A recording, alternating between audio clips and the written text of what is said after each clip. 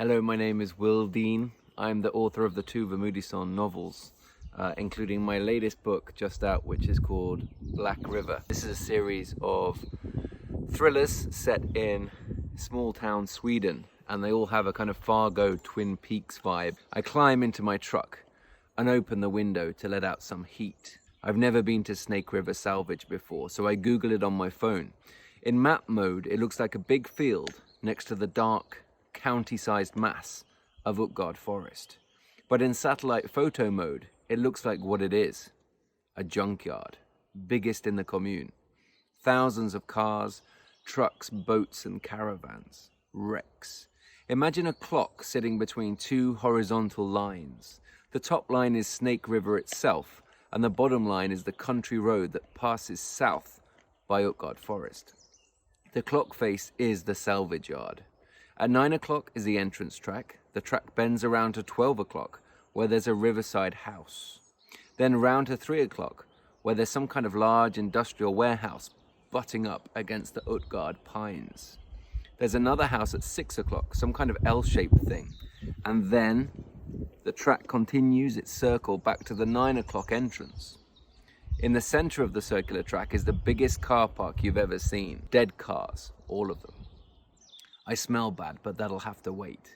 I drive past smug early morning joggers.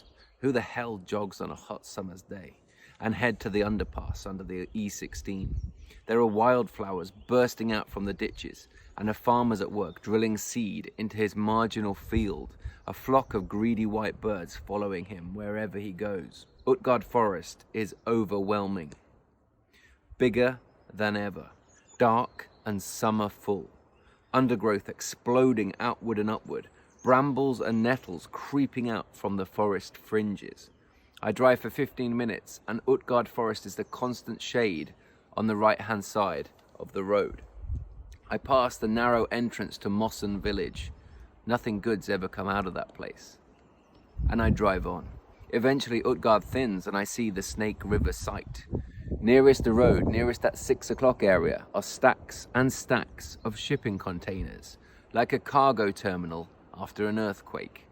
I turn right off the road and bump along a dry gravel track. There's a Welcome to Snake River Salvage sign on metal poles, but the words river and salvage have either peeled off or else been tampered with.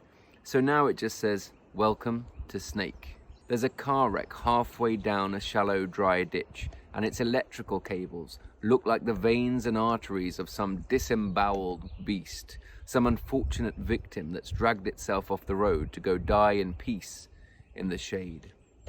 I enter the main site, and I have never seen so many half-rusted vehicles. Endless decay. Chaos. The sun's rising in the sky and reflecting off windscreens and steel corpses, and I have to squint to stay on the gravel.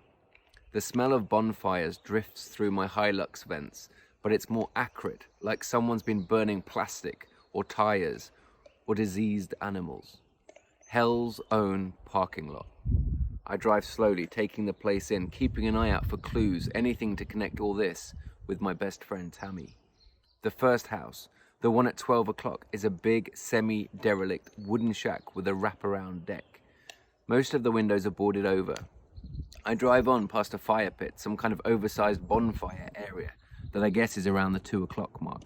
Then there's the big warehouse. It's grey with a shallow roof like a huge agricultural barn with doors tall enough to let tractors in and out. Utgard Forest looms behind like it's making a threat.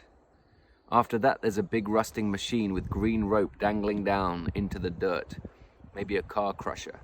I keep driving past nettles and marsh thistles, and then I see the L-shaped house. It's 4 shipping containers arranged like kids' building blocks. But these have windows and doors and window boxes stuffed with blood red geraniums. I keep driving round past more containers and past neat rows of rotting motorhomes until I see the Welcome to Snake sign at 9 o'clock. I drive round again, and there's a woman at the 12 o'clock shack, the one with a big deck. I park and get out. Good morning, friend, she says. Good morning, I say. I'm Tu Vermudison. And I just want to say that I'm thinking of you all, and I want to send you my very, very best wishes.